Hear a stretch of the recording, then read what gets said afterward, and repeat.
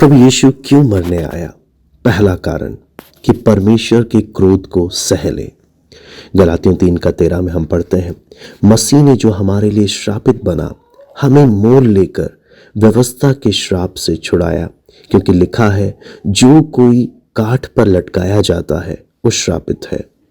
Romeo 3:25 में लिखा है, उसे परमेश्वर ने उसके लहू के कारण एक ऐसा प्रायश्चित ठहराया जो विश्वास करने से कार्यकारी होता है, कि जो पाप पहले किए गए, जिनकी परमेश्वर ने अपनी सहनशीलता से आनाकानी की, उनके विषय में वह अपनी धार्मिकता प्रकट करे।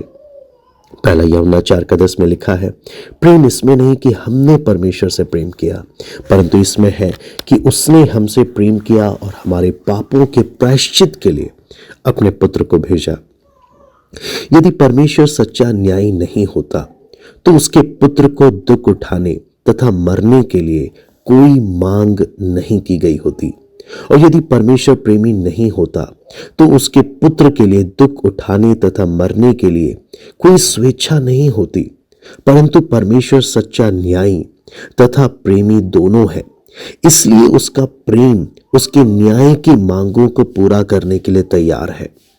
परमेश्वर की व्यवस्था मांग करती है, तू अपने परमेश्वर यहोवा से अपने सारे मन, अपने सारे प्राण, अपनी सारी शक्ति से प्रेम कर। व्यवस्था विवरण 6:5 में हम पढ़ते हैं, परंतु हम सब ने दूसरी वस्तुओं अथवा बातों से अधिक प्रेम किया है। पाप ये है उससे बढ़कर करना और उन प्राथमिकताओं के अनुसार कार्य करना। इसलिए बाइबल कहती है, सबने पाप किया है और परमेश्वर की महिमा से रहित है। रोमी 3:23 में लिखा है, जिसमें हम सबसे अधिक आनंद मिलता है, हम उसकी प्रशंसा करते हैं, और ये परमेश्वर नहीं है, ये हम जानते हैं। इसलिए पाप छोटा नहीं है, क्योंकि यह किसी छोटे सर्वशक्तिमान के विरुद्ध नहीं है। एक अपमान की गंभीरता अपमानित किए गए की प्रतिष्ठा से उत्पन्न होती है। इस विश्व का सृष्टिकर्ता आदर, सम्मान तथा निष्ठा के असीम योग्य है, इसलिए उससे प्रेम ना करना कोई हल्की बात नहीं है। यह विश्वासघात है, यह परमेश्वर की निंदा है और मानवीय खुशी को नाश करना है।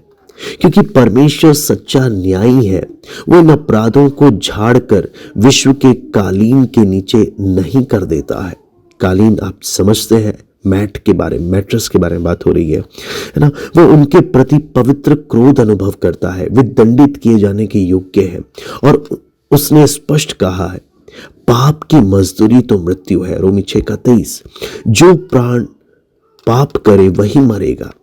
यहेजकेल 18:4 में लिखा है, समस्त पापों के ऊपर एक पवित्र शाप लटका हुआ है, दंड ना देना अन्याय होगा, परमेश्वर को अप्रतिष्ठित करने का सत्यापन होगा, वास्तविकता के मूल में एक झूठ राज्य करेगा। इसलिए परमेश्वर कहता है, जो कोई व्यवस्था की पुस्तक में लिखी सभी बातों का पालन नहीं करता वो शापित है। गलाती 3:10 और व्यवस्था विवरण 27:26 में हम इस बात को पढ़ते हैं। परंतु परमेश्वर का प्रेम उस शाप पर निर्भर नहीं करता है जो समस्त पापी मनुष्य जाति पर लटका है। उसे क्रोध करने से संतुष्टि नहीं होती, चाहे वो क्रोध कितना भी पवित्र हो। इसलिए परमेश्वर ने उसके अपने पुत्र को भेजा कि उसके क्रोध को सह ले और उन सब के लिए जो उस पर विश्वास लाते हैं उस शाप को उठा ले। इसलिए गलाती 3:13 में लिखा है, मसीह ने व्यवस्था के शाप से हमें मूल्य चुकाकर छुड़ाया और स्वयं हमारे लिए शापित बना। इसलिए प्रायश्चित का अर्थ रोमी 3:25 में हम देखते हैं, ये एक प्रतिहस प्रदान करने के द्वारा परमेश्वर के क्रोध को दूर करना दर्शाता है। यह प्रतिहस स्वयं परमेश्वर के द्वारा ही प्रदान किया गया। यह प्रतिहस यीशु मसीह मात्र उस क्रोध को रद्द नहीं करता है, परंतु वो उसे सह लेता है, इसे हमारी ओर से स्वयं की ओर मोड़ लेता है। परमेश्वर का क्रोध न्याय संगत है और वो दिखाया गया था, रोका नहीं गया था। हम परमेश्वर के साथ खिलवाड़ ना करें या उसके प्रेम को तुच्छ ना समझें।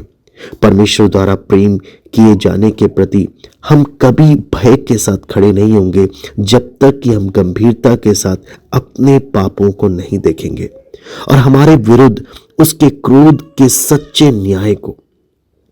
परंतु जब अनुग्रह द्वारा हम अपनी अयोग्यता को पहचानेंगे, तब हम प्रभु यीशु के दुख उठाने तथा मृत्यु पर दृष्टि करेंगे और कहेंगे, प्रेम इसमें नहीं कि हमने परमेश्वर से प्रेम किया, परंतु इसमें है कि उसने हमसे प्रेम किया और हमारे पापों के प्रायश्चित के लिए अपने पुत्र को क्रोध सहने के लिए भेजा।